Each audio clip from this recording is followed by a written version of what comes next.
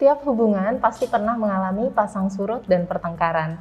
Dalam hubungan yang sehat, pertengkaran pasti menemukan jalan keluar dan mampu diselesaikan dengan cara yang baik. Ketika pertengkaran tidak menemukan titik terang dan kamu tidak merasakan kebahagiaan dengan pasangan, hati-hati, bisa jadi kamu sudah terjerumus ke dalam hubungan yang beracun atau toxic relationship. Kali ini saya, Beliana Palestina, akan membahas topik mengenai toxic relationship bersama Ibu Herta Kristabel Hambali, selaku psikolog dari Bethsaida Hospital dalam acara Dr. Talk.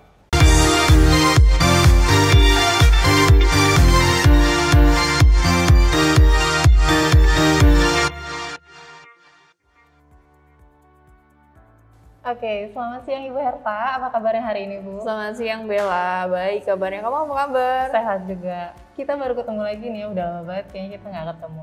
Hari ini kita mau bahas soal toxic relationship nih, Bu. Kayaknya banyak orang-orang atau mungkin sahabat-sahabat Bethsaida, apalagi yang sekarang mungkin lagi kasmaran juga, mengalami yang namanya toxic relationship. Nah, kita mau bahas mengenai toxic relationship itu. Sebelum ke pembahasan lebih jauh, kita mau tahu dulu sebenarnya toxic relationship itu kayak gimana sih, Bu? Nah, sebetulnya banyak banget nih pembahasan tentang toxic relationship. Apa sih sebenarnya toxic relationship? Balik lagi nih ke katanya, dari toxic hubungan yang beracun. Artinya menyakiti diri sendiri dan menyakiti hubungannya. Atau justru sesama pasangan saling menyakiti. Yang pastinya salah satu ciri-ciri hubungan toxic relationship adalah dalam hubungan kita memaksakan ataupun merendahkan satu sama lain dan kamu sebetulnya menyadari kalau hubungan ini tuh tidak nyaman dan tidak sehat. Atau bahkan teman-teman dan keluarga sudah mengingatkan, namun tetap kekeh untuk menjalankan hubungannya dan tetap percaya untuk hubungan ini dilanjutkan. Oke, itu tadi definisi dari toxic relationship itu tadi ya, Bu ya. Ketika seseorang sudah sering disakiti, sering direndahkan, walaupun sudah ada yang mengingatkan, tapi orang itu tetap kekeh untuk menjalani hubungan tersebut. Betul. Walaupun dia sebenarnya sadar kalau hubungan itu sangat tidak nyaman. Lalu sebenarnya kan tadi kita sudah bicara soal toxic relationship yang umumnya dikenal oleh orang-orang itu hubungan antar pasangan. Betul. Kalau toxic relationship ini sebenarnya hanya terjadi antara pasangan atau sebenarnya bisa terjadi dalam hubungan yang lain sih, Bu? Nah, sebetulnya hubungan toxic relationship ini nggak hanya hubungan romantis atau dengan pasangan, tapi bisa juga dengan rekan kerja, dengan keluarga, ataupun misalnya dengan pertemanan dan hubungan apapun. Namun biar spesifik nih Bella, kita fokusnya ke hubungan toxic relationship untuk romantic relationship saja. Oke, supaya lebih spesifik, kita hari ini mau bahas toxic relationship-nya yang seputar dengan pasangan ya, Bu? Betul. Ya? Lalu Bu, untuk ciri-ciri dari toxic relationship itu sebenarnya apa saja sih, Bu? Nah, sahabat Bethsaida perlu tahu nih, ciri-ciri hubungan yang sudah toxic adalah pertama, menghina diri kamu, misalnya menghinanya dalam bentuk perilaku ataupun kata-kata. Misalnya julukan tertentu yang sebetulnya menurut kamu udah nggak lucu lagi dan itu justru menyakitkan. Yang kedua adalah mengontrol tanpa memikirkan perasaan kamu atau menanyakan pendapat kamu. Misalnya, kamu nggak boleh teleponan, kamu nggak boleh pergi sama orang lain, pokoknya kamu nggak boleh kemana-mana selain sama dia. Nah, itu salah satu bentuk mengontrol yang tanpa memikirkan perasaan kamu. Ketiga selanjutnya adalah cemburu berlebihan, menggantungkan kebahagiaan terhadap diri kamu. Apapun yang kamu lakukan hanya fokusnya untuk kebahagiaan dia. Sehingga jika salah, dia justru selalu menyalahkan dan merasa diri kamu itu tidak baik. Ciri yang keempat adalah terlalu negatif, baik kepada dirinya sendiri atau pada kamu. Misalnya adalah terus-meneruskan merendah diri seperti saya tuh nggak pantas, saya tuh selalu kurang, atau justru merendahkan orang lain. Ya si ini mah kurang, si ini nggak kayak ini. Jadi vibes-nya tuh terus-menerus negatif atau justru merendahkan kamu. Kamu selalu kurang, nggak cantik kayak ini, atau kamu tuh kurang sabar, nggak seperti si yang lain. Justru terus-menerus merendahkan. Dan nggak cuma terjadi sekali, tapi terus-menerus dalam waktu yang mungkin jangka panjang gitu Bella. Nah, itu tadi beberapa ciri-ciri dari toxic relationship. Jadi sahabat Bethsaida perlu waspada kalau misalnya kayaknya hubungan saya kok mirip-mirip kayak gitu. Jangan-jangan kamu memang sedang menjalin hubungan yang toxic tadi. Kemudian Bu, untuk toxic relationship ini apakah ada dampaknya bagi orang yang berada di dalam hubungan tersebut? Nah, terkadang kan ciri-cirinya nggak jelas ya, dalam artian ya dia begitu ya sesekali sih, tapi masih oke gitu. Karena setiap orang, kita pun tidak memungkiri, setiap orang pasti punya kesalahan dan nggak selalu hubungannya itu sempurna. Tapi yang perlu kita tahu adalah saat dampaknya itu negatif ke kita, itu yang perlu kita waspadai. Dampaknya apa sih? Pertama, justru kamu merasa diri kamu buruk, diri kamu rendah, diri kamu tuh nggak ada baiknya, terus diri kamu itu justru selalu salah. Nah, itu adalah salah satu dampaknya toxic relationship pada diri kamu. Yang kedua adalah kamu nggak kenal lagi nih diri kamu karena fokusnya adalah menyenangkan orang lain, menyenangkan pasangan kamu. Sehingga kamu udah nggak merasa kok diri saya dan yang sekarang berbeda ya. Justru dari hubungan itu kok justru ke arahnya malah negatif. Yang ketiga adalah merasa bersalah terus-menerus. Kamu akhirnya ngerasa kok kayaknya semuanya tuh salah kamu. Dan tanpa memikirkan kemungkinan-kemungkinan lain. Yang keempat, jauh dari hubungan lain, misalnya teman, keluarga, yang mungkin tadinya bisa kumpul-kumpul sama teman, bisa punya banyak waktu dengan teman, ya sekarang itu fokusnya ke pasangan. Tentu wajar pada saat kita punya pacar, kita pasti akan ada waktu dengan yang lain berkurang, misalnya waktu dengan teman ataupun keluarga. Namun kita lihat, apakah itu membuat kamu masih tetap nyaman atau justru berkurangnya sangat signifikan sampai mungkin teman-teman kamu yang tadinya dekat sama kamu jadi menjauh, atau kamu tidak punya lagi waktu buat keluarga padahal waktu-waktu keluarga itu penting buat kamu. Nah, ini udah menjadi ciri-cirinya. Oke, itu tadi dampak yang bisa terjadi pada orang-orang yang berada dalam hubungan yang toksik tadi. Sangat ini ya Bu ya, maksudnya berdampak sangat besar. Betul. Bisa tidak mengenal diri sendiri, bahkan bisa sampai menjauhkan orang tersebut dari orang-orang sekitarnya karena tadi terlalu fokus mungkin ya dengan pasangan. Nah, untuk toxic relationship tadi kan tadi di awal kita sudah sempat bahas kalau toxic relationship ini kan orang yang mungkin sudah pernah direndahkan, disakiti, sudah pernah dikasih tahu, sudah pernah dinasehati tapi tetap abai begitu ya Bu ya. Gimana sih caranya supaya keluar dari toxic relationship ini? Oke, banyak orang yang sulit keluar, kenapa sih? Karena perasaan emosional yang mendalam. Saya sangat sayang dengan pasangan saya, atau saya percaya pasangan itu akan berubah. Terus apalagi ya, biasanya justru ada perbuatan-perbuatan yang mungkin itu menjadi ikatan buat dia. Misalnya saya sudah pernah dengan pasangan saya lihat rumah, saya udah berusaha misalnya merubah diri saya. Jadi udah ada banyak hal yang diinvestasikan, kasarnya gitu. Nah, itu kita mesti paham. Sebetulnya hal ini memang terjadi, namun apakah worth it untuk dipertahankan terus-menerus? Karena kalau memang percaya ada perubahan, percaya banyak hal sudah diinvestasikan, kamu mesti berpikir adalah ke diri kamu dulu. Kira-kira diri kamu itu berharga atau enggak sih diperlakukan seperti itu. Sehingga ingatkan diri kamu, kalau kamu pun berharga apapun yang terjadi dan tidak pantas loh diperlakukan tidak baik. Terus banyak pertanyaan nih Bella, apakah harus putus? Enggak, karena toxic relationship itu kan lebih dinamika, enggak harus terus-menerus seperti ini.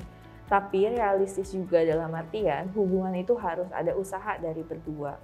Sehingga kamu pun lihat, oke, saya percaya pasangan berubah, tapi ada nggak sih usahanya? Jadi kita melihat faktanya. Dan komunikasikan perasaan kamu. Misalnya saya merasa sedih saat pasangan saya mau bicara kasar, dan katakan itu ke pasangan.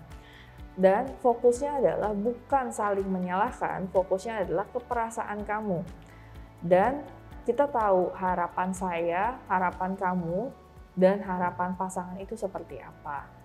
Sehingga bukan cuma janji Bella, tapi memang ada faktanya harapannya seperti ini dan realisasinya usahanya seperti apa.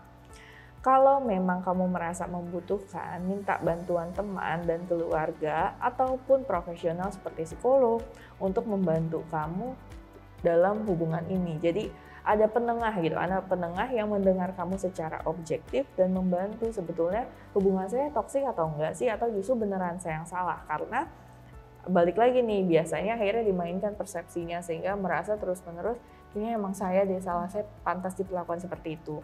Balik lagi, bagaimanapun kamu tidak pantas loh diperlakukan dengan tadi kasar ataupun dihina gitu, Bella. Oke, jadi sangat penting untuk tidak mewajarkan perilaku-perilaku yang dirasa kayaknya udah nggak sehat nih di dalam hubungan. Tadi kita berbicara soal bagaimana caranya keluar dari toxic relationship. Nah, bagaimana kasusnya nih Bu, kalau misalnya sudah berhasil keluar, lalu recovery-nya itu kayak gimana sih Bu? Kayaknya kan soalnya toxic relationship ini sedikit traumatis mungkin untuk beberapa orang. Nah, betul banget. Memang kadang banyak akhirnya merasa dirinya itu nggak nyaman lagi dengan dirinya sendiri. Karena tadi ada peristiwa yang membuat dia traumatis. Nah, gimana caranya? Pertama, self care. Berikan waktu dulu nih buat diri kamu sendiri. Pahami diri kamu, apa sih yang betul-betul kamu rasakan? Apa sih yang kamu pikirkan? Sehingga kamu paham dulu sebetulnya ini oke atau tidak oke sih sebetulnya. Reconnect dengan teman, dengan keluarga kamu yang tadinya menjauh justru kembali lagi. Sehingga oh, ternyata diri saya yang dulu kayak gini loh, teman-teman yang kenal saya tuh saya orang yang seperti apa.